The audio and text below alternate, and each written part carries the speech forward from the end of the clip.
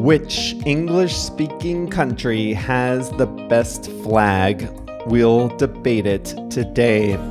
Hi there, everyone. I'm Jeff, and you are listening to Plain English, where you can upgrade your English each and every Monday and Thursday.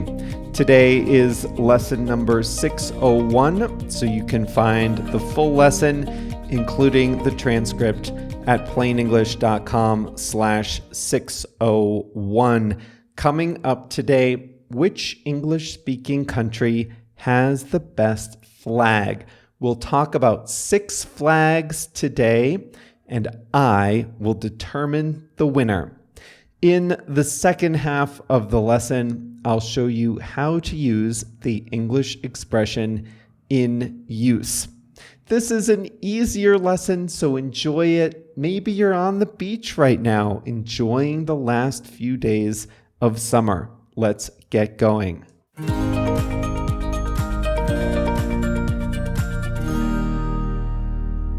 What is an English-speaking country? The question is not an easy one to answer. India has over 200 million English speakers, the second most in the world, but only 0.2% of the population speaks English as their native language. I'm going to subjectively choose the following countries for this discussion. Here they are in alphabetical order: Australia, Canada, Ireland, New Zealand, the United Kingdom, and the United States. Every one of the countries on the list was once a part of the UK or a colony of the UK. So let's start with the mother of them all, the Union Jack. This is the design of the flag of the United Kingdom. It features a red cross, like a T, over the top of another red cross, like an X. Both red crosses are outlined in white. Any area that is not red or white is blue. The crosses represent military crusaders or saints from the British Isles over the years. The design you know today has been in use since 1801, making it the oldest flag on our list. The earliest evolution of this design dates back to 1601. Now, 2 flags on our list include the Union Jack on their own flag. Those are Australia and New Zealand. The flag of Australia is dark blue, and it includes the Union Jack in the upper left-hand quadrant. On the right-hand side of the flag, there are 5 white stars of varying sizes. These represent the Southern Cross, a constellation that is most easily visible from the Southern Hemisphere. The Australian flag also has a white star underneath the Union Jack. This 7-pointed star represents Australia's 6 original states plus territories. This has been Australia's flag since its independence over 120 years ago. New Zealand's flag is very similar. It has the Union Jack in the upper left-hand quadrant, just like the Australian flag has. It also features the Southern Cross constellation on the right-hand side, but the stars are red, outlined in white. And that's it. The design of the New Zealand flag came first, So many believe Australia's design copied New Zealand's. In 2016, the acting Prime Minister of New Zealand told Australians to get their own flag. Tensions between the two nations have since blown over. How about the last flag on the list with red, white, and blue? That would be the United States. The U.S. flag has 13 stripes, 7 red, and 6 white. In the upper left-hand quadrant is a field of navy blue, on top of which are 50 white stars. The 13 stripes represent the 13 colonies at independence. The 50 stars represent the 50 states. The current design has been in use only since 1960, the year after Hawaii became the 50th state. Over the years, as states have been added, the arrangement of the stars has changed. Next up, Ireland. This is one of the many tricolor flags of the world, but the only one on our list. Ireland's flag is 3 vertical stripes: green, white, and orange. The flag represents the hope that Roman Catholics, in green, and Protestants, in orange, can live peacefully together. The flag was adopted in 1916 when Ireland declared independence from Great Britain. Finally, Canada. Canada once had a flag derivative of the Union Jack. I did not know this, but it's true. The current flag was adopted only in 1965. Canada's flag has 2 narrow red stripes on the left and right, and a white field in the broad center. Over that field is a bright red maple leaf. It's instantly recognizable and 100% Canadian, with no colors or symbolism from its colonial times. The maple leaf is a national symbol. The flag has the additional benefit of looking the same from the front or the back. So I am going to crown Canada the winner of the flag competition among English-speaking countries. Australia and New Zealand, come on, it's been long enough.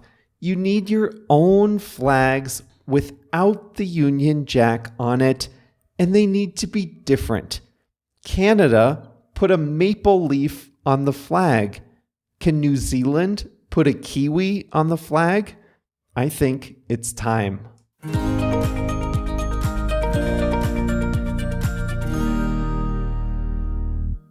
The U.S. flag from 1912 to 1959 had 48 stars, which meant 6 rows of exactly 8 stars.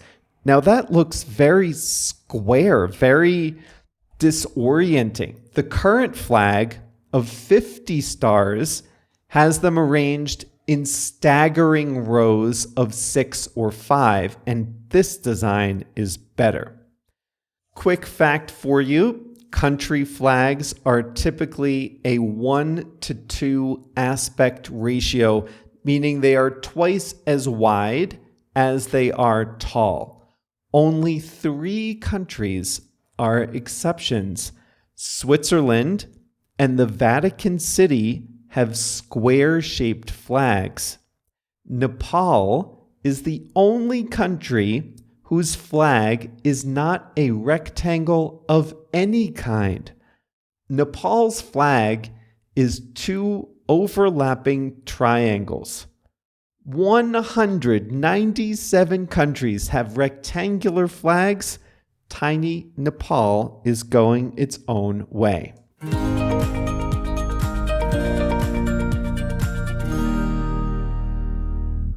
JR has picked a song this week.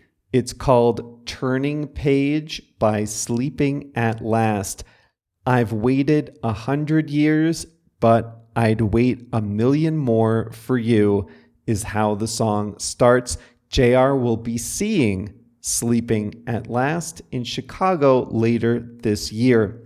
So that's today's song, Turning Page by Sleeping at Last. And I've been posting the songs to our Instagram stories. So if you're curious what these sound like, follow us on Instagram at Plain English Pod. Next up, the English expression in use.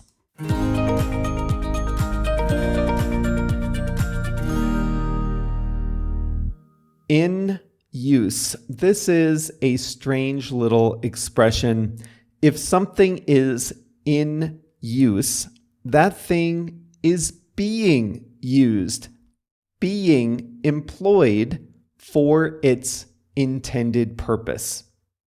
Canada once had a flag. It was bright red with a Union Jack on the upper left-hand corner and a crest of some kind on the right-hand side. That flag is no longer in use. What does that mean? That flag is no longer being used. It's not Canada's flag anymore. You can find the design. You could probably buy one if you looked hard enough. You could fly it outside your own house if you really wanted to. So the flag exists, but it's not being used for what it was originally intended for. It doesn't symbolize Canada anymore. The flag that is currently in use has a bright red maple leaf on it and is one of my favorite country flags. So there are two flags. One is in use, the maple leaf, and one is not in use anymore, the ugly old one with the crest. Imagine you go to your local park hoping to play tennis. You show up with your tennis partner and all of the courts are in use. All the courts are being used. People are playing tennis on them. Or worse, pickleball. The courts are in use. The courts are being used. Tennis not your thing? Maybe you're like JR and you like to swim. Nothing makes JR angry like showing up to the pool and finding the whole pool in use for water aerobics or something else, so he can't swim his laps. If you're on a long flight, you might need to get up to use the restroom. If you go to the door at the front, you might see a red marker on the door that says in use. That means someone is in there using the restroom. You have to wait. I told you a few weeks ago about the barns that are falling apart all through rural America. Farms used to be run by families with a few hundred acres each. Now, huge farming countries control tens of thousands of acres. It's big business. But these nice old barns that used to hold farm equipment, maybe a few animals, they're no longer in use. But now farming is big business. The machines are bigger. It's no longer a family enterprise with a couple of small machines in a barn. So the barns are no longer in use and they're starting to fall apart. Well, that's it for today, lesson 601 of Plain English. Coming up on Monday, another easier one. I'll tell you all about minor league baseball, and you don't have to be a sports fan to like this one. This is about the small towns and cities around America that have these low-level baseball leagues and the journey that everyone is on to make it to the big leagues. It's a part of small town, small city American life, and you'll get to learn about it on Monday. See you then.